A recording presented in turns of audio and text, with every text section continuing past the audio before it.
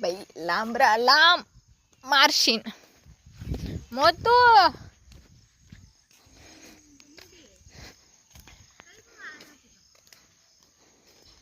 काय रे बाळा, लय पाऊस झाला का मोकार? अरे मग तिल्ल्या कपडे खराब होते, उद्या कपडे घालायचे ते अकॅडमीचे बाळा. उडी नको खाऊ म्हटलं ना, कपडे खराब होईन तिकडे घा उडी. कपडे मोत्या नंतर उडी खा कपडे चेंज केलं. हे बघ लाकूड.